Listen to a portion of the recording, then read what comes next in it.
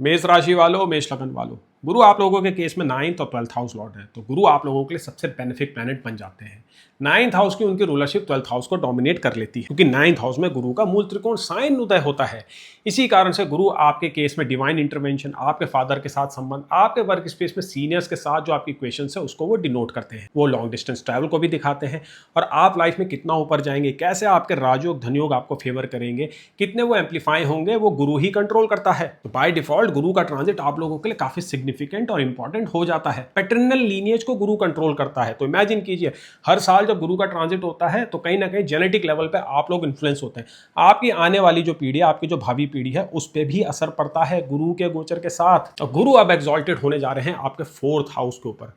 4th house horoscope का ना एक यूनिक हाउस है। ये वो हाउस है जो हमारे चाइल्डहुड के पैटर्न्स को दिखाता है, हमारी हैबिट्स, हमारी हॉबीज और हम लोगों के साथ कैसे बिहेव करते हैं, ये हमारे चाइल्डहुड के एनवायरनमेंट से ही कंट्रोल होता है। उसी के साथ साथ 4th हाउस आपके मटेरियलिस्टिक डिजायर का भी होता है, ये मदर का भी होता है, सुख शांति का घर होता है। और देखिए 4th हाउस में जो भी प्लैनेट होता है ना, वो देखिए 10th हाउस ऑफ कैरियर को डायरेक्टली इन्फ्लुएंस करता है। तो Guru as a 9th house lord, 12th house lord, 4th house में एक्सॉल्टेड होकर आए, आपके 10th हाउस को देखेंगे। तो लाजमी सी बात है, कैरियर में कुछ ना कुछ इंपॉर्टेंट इवेंट होने वाले हैं। आपके 10th हाउस को रूल करते हैं सैटर्न, जो आपके 12th हाउस से ट्रांजिट कर रहे हैं। अगर हम चंद्र राशि से देखें तो आपकी 7.5 ही चल रही है, और गुरु 4th हाउस से 12th हाउस को एक्सपेक्ट करेंगे, जहां पे सैटर्न ट्रांजिट कर रहे हैं। यानी एक साइड तो गुरु का एस्पेक्ट शनि की राशि पे पड़ेगा और एक एस्पेक्ट पड़ेगा ठीक शनि के ऊपर। यानी आपके कैरियर के सारे एस्पेक्ट को गुरु इस बार टोटली कंट्रोल करने वाले हैं। सिर्फ कैरियर ही नहीं, 11th हाउस के सिग्निफिकेशंस को भी वो कंट्रोल करेंगे, क्योंकि सैटर्न आप लोगों के केस में 11th हाउस को कंट्रोल करता है, उसको रूल करता है। अब आप एक्सपेक्ट कर सकते हैं आराम, शांति और सम्मान और एक नई उड़ान।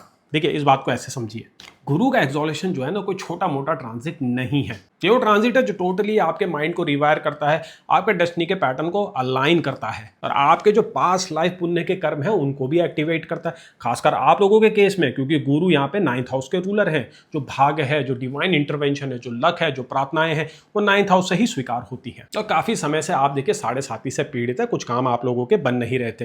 रिसेंटली सैटर्न ने नक्षत्र चेंज किया है, जिससे थोड़ा बहुत आराम आने की एक्सपेक्टेशंस है आप लोगों के लिए, लेकिन वो एक्सपेक्टेशंस भी तभी पूरी होंगी जब गुरु का एस्पेक्ट शनि के ऊपर पड़ेगा, यानी कि 12th हाउस के ऊपर पड़ेगा। और गुरु का ये गोचर 19 अगस्त तक तो आपको काफी फेवर करने वाला है कैरियर के मैटर में। अब 19 अगस्त तक ही क्यों?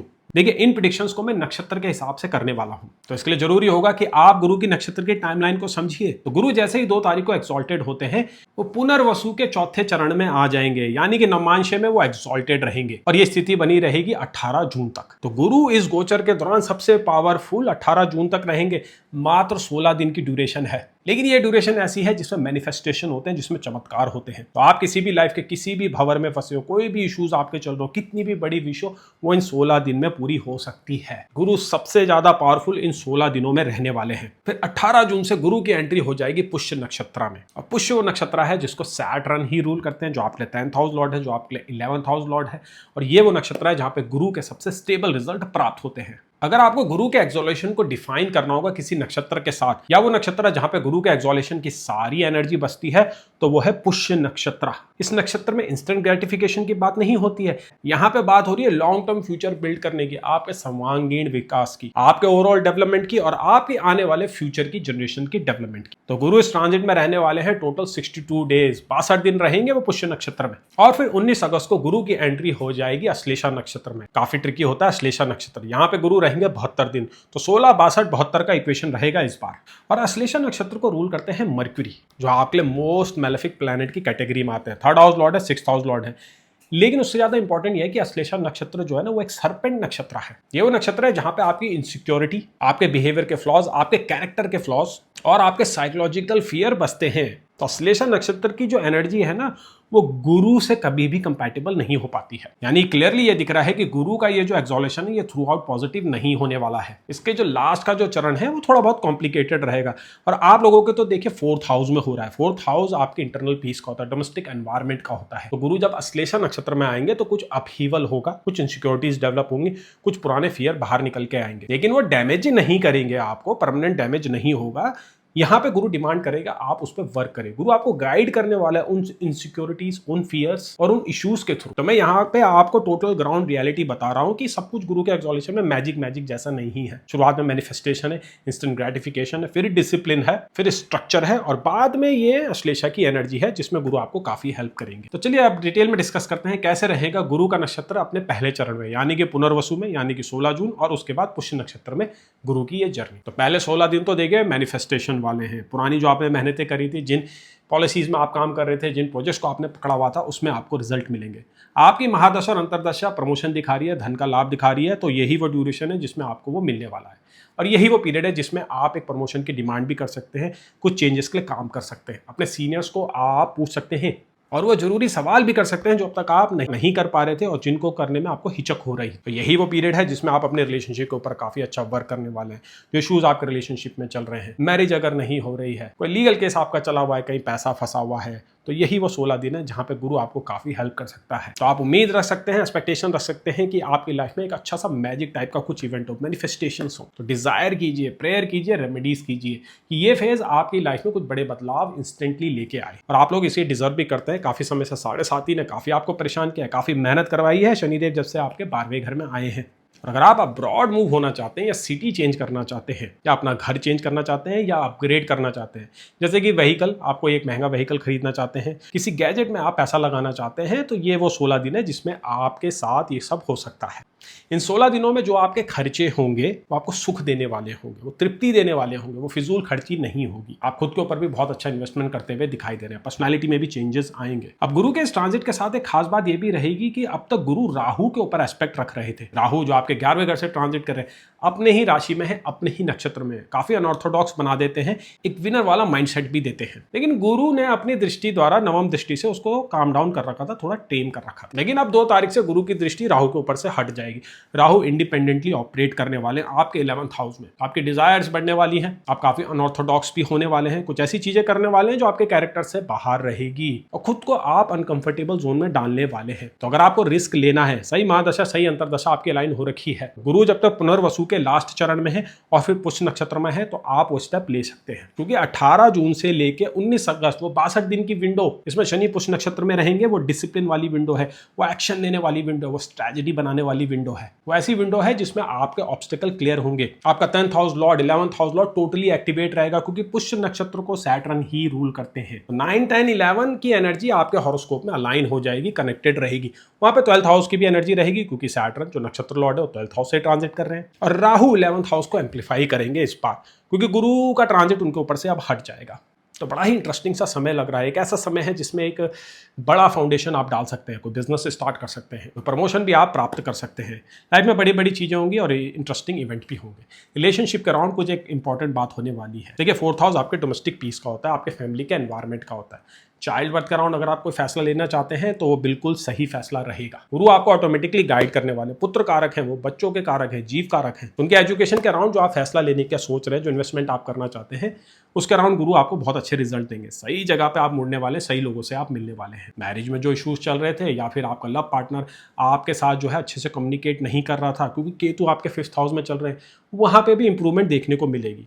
देखिए गुरु 4th हाउस में ना आपके लिए इंटरनल पीस लेके आएगा, सुख समृद्धि शांति लेके आएगा। अधिकांश लोग जो है ना रिलेशनशिप के अराउंड ही परेशान होते हैं क्योंकि हम बायोलॉजिकल बीइंग्स हैं। फाइनेंसेस और कैरियर के इश्यूज हमें बॉदर करते हैं, लेकिन रिलेशनशिप के इश्यूज हमें अंदर से हर्ट करते हैं। अब गुरु वहां पे आपको वो हीलिंग लेके आने वाला है, गुरु वो समझदारी लेके आने वाला है, गुरु वो आपको लक देने वाला है जिससे आप अपने रिलेशनशिप में कामयाब हो जाएंगे। अनमैरिड है तो शादी होते हुए दिखाई दे रही है। देखिए आप लोगों के हॉरोस्कोप में 7th और 2nd हाउस को वीनस रूल करते हैं। वीनस यानी कि आपके मैरिज, आपके स्पाउस के सारे मैटर और फैमिली की जो वैल्यूज है और आपकी जो सेविंग्स है उनको कंट्रोल करते हैं। अब वीनस भी जून के महीने में ट्रांजिट करने वाले हैं और वो आने वाले हैं जुपिटर के साथ 4th हाउस में। तो वैदिक एस्ट्रोलॉजी के 2 बेस्ट बेनिफिक प्लैनेट जून के शुरुआत से ही आपके 4th हाउस में ट्रांजिट करेंगे और इन दोनों का एक साथ आना आपके 4th हाउस में क्लियरली इंडिकेट कर रहा है कि आपके अगर मैरिड लाइफ में कितने भी बड़े इशू हो, चाहे आप डाइवोर्स की दहलीज पे खड़े हो या सेपरेशन आप लोगों का होने वाला हो, वीनस और जुपिटर का ये कंजंक्शन शुरुआती तौर में आपके मैरिज और आपके रिलेशनशिप को रिवाइव कर सकता है। वो इक्वेशन क्रिएट कर सकता है जिससे आप दोनों का, आपके स्पाउस और आपके बीच का ट्रस्ट बिल्डअप हो सके, चीज़ें पहले की तरह हो सके। मैंने वीडियो के शुरुआत में ही बोल दिया था, ये जो पहला फेज है यानी कि जो पहले 16 दिन है वो मैनिफेस्टेशन वाले हैं, मैजिक वाले हैं। कितनी भी बड़ी चुनौती हो, कितने भी बड़े इश्यूज हैं, वो रिजॉल्व हो सकते हैं। बस एक इंटेंशन की जरूरत है, रेमेडीज की जरूरत है, सही महादशा सही अंतरदशा की जरूरत है। ये वो पीरियड है जिसमें आप अपने कुल देवी कुल देवता को जो है आह्वान करके आपकी मदद के लिए पुकार सकते हैं, बुला सकते हैं। और यही वो ड्यूरेशन है जिनमें वो सुनते भी हैं और आप लोगों के फेवर में काम भी करते हैं। आपके पास लाइफ के पुण्य एक्टिवेट होते हैं। तो मेष राशि वालों, मेष लगन वालों, रिलेशनशिप का राउंड अगर कोई बड़ा इशू चल रहा है, बहुत ही आप कठिनाइयों में फंसे हैं, तो ये वो समय है जिसमें आप उनको रिजॉल्व कर सकते हैं। एक मौका आप लोगों के पास आने वाला है। ऐसा ही इंपैक्ट आपके कैरियर के ऊपर भी पड़ेगा, आपके स्टेटस और रेपुटेशन के ऊपर भी पड़ेगा। और गुरु के पुष्य में जाते ही आप उस मोमेंटम को फर्दर कैरी करने वाले हैं। एक अच्छा फ्यूचर आप अपने लिए बिल्डअप करने वाले हैं। चलिए, अब इस ट्रांजिट की काफ़ी अच्छी बातें हो चुकी है। अब बात करते हैं वहां पे जहां ज़्यादा नज़र डालने की जरूरत है। वो है गुरु का ट्रांजिट अश्लेषा नक्षत्र में जो होगा 19 अगस्त को। तो चलिए, अब काफ़ी अच्छी बातें हो चुकी है। गुरु के जो इंपॉर्टेंट पॉइंट्स हैं वो मैंने आपको बता दिया और वो काफ़ी ऑब्वियस भी है। अगर आप बेसिक एस्ट्रोलॉजी भी लगाएंगे तो आप समझ जाएंगे कि गुरु का एक्सोलेशन आपको कहाँ कहाँ फेवर करने वाला है। लेकिन इस ट्रांजिट का जो ट्रिकी पार्ट है ना, वो शुरू हो जाएगा आपका 19 अगस्त से, जब गुरु अश्लेषा नक्षत्र में आ जाएंगे।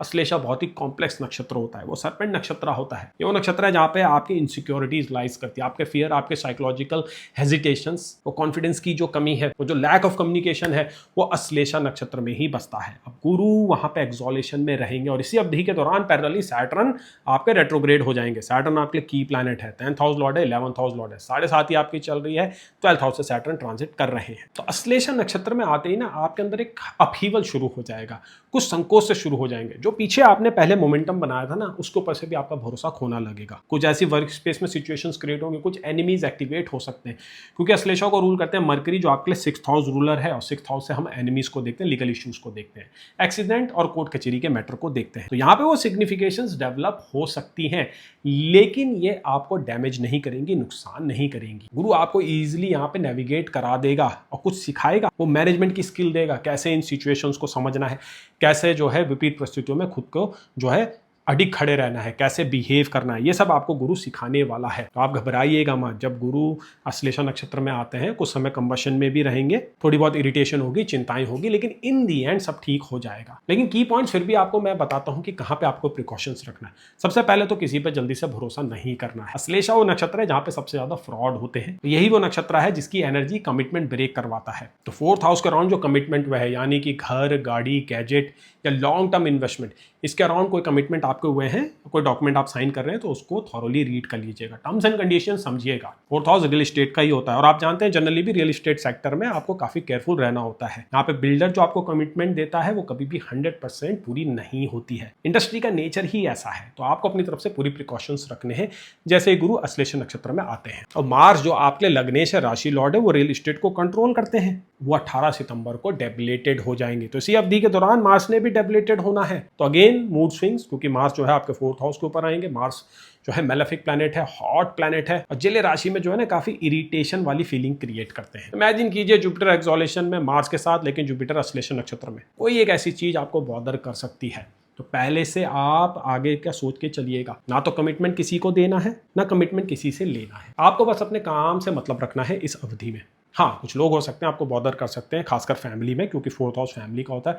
मदर के साथ अनबन हो सकती है, घर में जो छोटे आपके भाई बहन हैं उनके साथ कुछ मनमुटाव या टकराव की स्थिति बन सकती है, खासकर तब जब सितंबर में मार्स आपके 4th हाउस के ऊपर आ जाएंगे। लेकिन अगेन कुछ भी मेजर डैमेज नहीं होगा। ये चीजें आपको सिखाने के लिए आई है, आपके डेवलपमेंट के लिए आई है। गुरु लॉन्ग टर्म में कुछ ऐसी चीजें करवाने के लिए आया है यहाँ पे, जो आपके फ्यूचर को सिक्योर कर सकते हैं, जो आपके कैरेक्टर को बिल्डअप कर सकते हैं। क्योंकि गुरु आपके 12th हाउस ऑफ माइंडसेट को ही कंट्रोल करते हैं, 9th हाउस ऑफ रियलिटी को भी वो डिनोट करते हैं। तो माइंडसेट में चेंज जो होना है, जो 12th हाउस की जो सिग्निफिकेशन में वर्क होना है, वो तब शुरू होगा जब गुरु अश्लेषा नक्षत्र में आएंगे। तो मेडिटेशन कीजिए, ज्यादा से ज्यादा लोगों के साथ घुलिए मिलिए, बात कीजिए। देखिए, अश्लेषा नक्षत्र जब पॉजिटिव वे में काम करता है ना, तो ये आपको ना बहुत ज्यादा इंट्रोस्पेक्टिव बना देता है। आप रिफ्लेक्शन करने लग जाते हैं, आपकी इन्वेस्टिगेशन करने की एबिलिटी एनहांस हो जाती है, इंट्यूटिव पावर बहुत ही ज़्यादा शार्प हो जाती है। तो अगर आप डॉक्टर हैं, हीलर हैं, एस्ट्रोलॉजर हैं, या आप अपनी रिसर्च कर रहे हैं, पीएचडी कर रहे हैं, या लैंग्वेज सीख रहे हैं, या कल्चर्स को स्टडी कर रहे हैं, या आप अब्रॉड भी अगर रहते हैं, या आपका ट्रैवलिंग से जुड़ा कोई काम है, या हॉस्पिटैलिटी सेक्टर से आप जुड़े हुए हैं, यानी कि रेस्टोरेंट्स, होटल चलाते हैं, तो गुरु का अश्लेषा नक्षत्र कुछ बदलाव आपके काम करने के तरीके में लाने वाला है और बेहतर तरीके से लाएगा। अच्छे रिजल्ट भी देगा, नए लोगों से आपको वो मिलवाएगा। लेकिन हाँ, हेल्थ के ऊपर, फिजिकल हेल्थ के ऊपर कुछ तो देखिए गड़बड़ हो सकती है। तो अगर आपका चेस्ट के रीजन में कोई इशू चल रहे हैं, आप एजमेटिक हैं या आपका बीपी हाई है या हार्ट रिलेटेड इश्यूज हैं, तो थोड़ा सा सावधान रहिएगा, क्योंकि सैटर्न इस अवधि के दौरान पैरेलली आपके 12th हाउस ऑफ हॉस्पिटल में खर्चों में, मेडिकल एक्सपेंसेस में रेट्रोग्रेड रहेंगे। तो प्रेशर तो आपके हेल्थ के ऊपर रहेगा, फिजिकल वेलबींग के ऊपर। गुरु कुछ परमानेंट डैमेज नहीं होने देंगे, कुछ बड़ा नहीं होने देंगे, लेकिन कुछ खर्चे तो आपके बढ़ सकते हैं। तो रेमेडीज कीजिएगा। रेमेडीज एडवाइजेबल है इस अवधि के दौरान आप लोगों के लिए। तो रेमेडीज में आप क्या कर सकते हैं, जरा ध्यान से सुनिएगा। आदित्य हृदय सोता पाठ आपको करना ही करना है, सूर्य को जल चढ़ाना ही चढ़ाना है। सूर्य आपके 5th हाउस को रूल करते हैं। 5th हाउस 9th से 9th होता है। जो लक की जो चाबी होती है, 9th हाउस को जो एक्टिवेशन होता है वो 5th हाउस के पास ही होता है। तो गुरु इस अवधि में आपको कितना बड़ा रिजल्ट देंगे, कितना अच्छा आपको ट्रीट करेंगे, वो डिपेंड करेगा आप 5th हाउस की कितनी रेमेडी करते हैं, आपका 5th हाउस कितना एक्टिवेट है, आपका सूर्य हॉरोस्कोप में कितना मजबूत है। तो फादर को सम्मान दे, गुरुओं के भी चरण स्पर्श कीजिए, अच्छा सुनिए, अच्छा बोलिए, 5th हाउस से अलाइन हो जाइए, क्रिएटिव हो जाइए। किसी भी काम को आपको करना है तो अपनी क्रिएटिविटी उसमें इन्फ्यूज कीजिए। आपको खुद महसूस होगा आप अंदर से कितना फ्री महसूस करने लगेंगे। वो फियर आपका खत्म होने लग जाएगा, हेजिटेशन दूर होने लग जाएगी, कम्युनिकेशन भी आपका बेटर होने लग जाएगा। तो इस तरीके से प्रैक्टिकल वे में भी आप इन चीज़ों को नेविगेट कर सकते हैं, गुरु के रिजल्ट को मैक्सिमाइज कर सकते हैं। आप एकादशी का भी व्रत रखना शुरू कर दीजिए। देखिए, गुरु आपके 9th हाउस लॉर्ड है, तो उसकी रेमेडी आपको करनी ही करनी है। 5th और 9th हाउस की, ये दोनों ही डिवाइन हाउस हैं। ये वो हाउस है जो हॉरोस्कोप की स्ट्रेंथ को एलिवेट कर देते हैं, आपको क्राउड से अलग कर देते हैं, आपकी सोचने समझने की और विचार करने की क्षमता को वो एक अलग लेवल पे ले जाते हैं। तो आपको इन पॉइंट को टच करना है, आपको उन ग्रहों और उन हाउसेस की रेमेडी नहीं करनी है जो शॉर्ट टर्म रिजल्ट देते हैं। यहाँ पे आपको लॉन्ग टर्म सोचना, कैरेक्टर बिल्ड करने वाला ट्रांजिट है ये आप लोगों के लिए। और गुरु फाइनली 31 अक्टूबर को आपके जो है 4th हाउस को छोड़ के आपके 5th हाउस के ऊपर आ जाएंगे। 9th house Lord 5th house में आएगा। अगेन बहुत इंपॉर्टेंट ट्रांजिट, ऑस्पिशियस ट्रांजिट है। तो आप लोगों के लिए तो गुरु का वो आर्क और वो कर्व शुरू हो गया है कि 4th हाउस में रहेंगे, 10th हाउस को देखेंगे, फिर 5th हाउस से 11th को देखेंगे, लगन को देखेंगे। तो आगे भी जो गुरु ने अच्छे रिजल्ट देने हैं उनकी बुनियाद गुरु के एक्सॉलेशन में ही डलेगी। और गुरु फिर से अगले साल आपके अगेन 4th हाउस में आ जाएंगे। तो ये 4th और 5th हाउस की जर्नी जो गुरु की होनी है, आप इमेजिन कर सकते हैं यहाँ कुछ बड़ी घटना होने वाली है, कुछ अच्छा आप लोगों के लिए होने वाला है, कुछ स्टेटस आपका बिल्डअप होने वाला है। अगर आप स्टूडेंट हैं, नए नए मैदान में उतरे, नौकरी की तलाश कर रहे हैं, तो आप लोगों को गुरु का ट्रांजिट बहुत फेवर करेगा। स्टूडेंट्स के लिए गुरु बहुत इंपॉर्टेंट प्लैनेट है। इवन तो राहु आप लोगों के लिए कंफ्यूजन क्रिएट कर रहा है, राहु अपनी राशि में, अपने नक्षत्र में, ये फोन में स्क्रोलिंग करना, इंटरनेट डिस्ट्रैक्शन, इंस्टाग्राम, स्नैपचैट, ये सब राहु के अंदर ही आता है। अब जुपिटर की दृष्टि राहु के ऊपर से हटेगी तो आपके कंसंट्रेशन में कमजोरी आएगी, मेहनत आपको करनी पड़ेगी, लेकिन रिजल्ट क्लियर करने के राउंड और सही गाइडेंस के राउंड ये ट्रांजिट्स आपको हेल्प करने वाले हैं। जितने भी स्टूडेंट्स इस वीडियो को देख रहे हैं, ध्यान से सुन लीजिए। अगर आप अपनी आदतों में बदलाव लाना चाहते हैं, अगर आप एग्जाम क्रैक करना चाहते हैं, नए तौर तरीके से चीज़ों को शुरू करना चाहते हैं, तो वो समय आप लोगों के लिए शुरू होने वाला है। 4th हाउस आपके ना एनवायरनमेंट का होता है। आप अपने बेडरूम में कैसे चीज़ों को रखते हैं, आपके घर में चीज़ें कैसे रखी हुई हैं, वो सब आपको अब ध्यान देना होगा। चीज़ों को ऑर्गेनाइज कीजिए, क्लटर को दूर कीजिए, अपने मेंटल स्पेस को ज़्यादा से ज़्यादा क्लियर कीजिए, गुरु को आने के लिए वहाँ पे जगह दीजिए, राहु की एनर्जी को थोड़ा सा दूर कीजिए। मैं आशा करता हूँ कि गुरु का एक्सॉल्टेड ट्रांजिट मेष राशि के जातकों के लिए, मेष लगन के जातकों के लिए अच्छे से अच्छे रिजल्ट दे। जो परेशानियां अभी चल रही हैं वो दूर हो, 7.5 के जो मेलेफिक इंपैक्ट हो वो कम हो। Once in a lifetime के ट्रांजिट शुरू हो रहा है। मैं एक ट्रांजिट नहीं बोलूंगा, यहाँ पे आगे भी फर्दर ट्रांजिट होंगे। तो गुरु की यहाँ पे वो शुरुआत होने वाली है जो आपको आगे बहुत फायदा देने वाला है। तो पहले 16 दिन तो मैजिक मैनिफेस्टेशन होने वाला है। तो अभी से वर्क कर लीजिए, अभी भी समय है आप लोगों के पास। प्रार्थनाएं कीजिए, स्पिरिचुअल सेंटर्स में जाइए, स्तोत्र पढ़िए, राम रक्षा स्तोत्र आप पढ़ सकते हैं, विष्णु सहस्त्रनाम का पाठ कर सकते हैं, सुन सकते हैं। स्पिरिचुअल अवेकनिंग आपके अंदर आ सकती है। तो बहुत ही जल्दी मैं राहु का ट्रांजिट का अपडेट भी डालने वाला हूं, क्योंकि राहु के ऊपर से गुरु की दृष्टि हट चुकी है, राहु इंडिपेंडेंट हो चुके हैं। देश, दुनिया और हमारी पर्सनल लाइफ पे उसका काफी ग्रेटर इंपैक्ट होगा। आप लोगों के तो 11th हाउस में ही है, तो आप पे तो और ज्यादा इंपैक्ट होगा। तो चैनल को सब्सक्राइब कीजिए, वीडियो को लाइक कीजिए। कोई भी कमेंट है, कोई भी आपकी राय है, मशवरा है, उसको नीचे आप जरूर लिखिए। आपको कंसल्टेशन चाहिए तो आप मुझे व्हाट्सएप कर सकते हैं, आप मुझे ईमेल भी कर सकते हैं। चलिए आगे बढ़ते हैं, जानते हैं अगली राशि का हाल, जो कि है वृषभ राशि।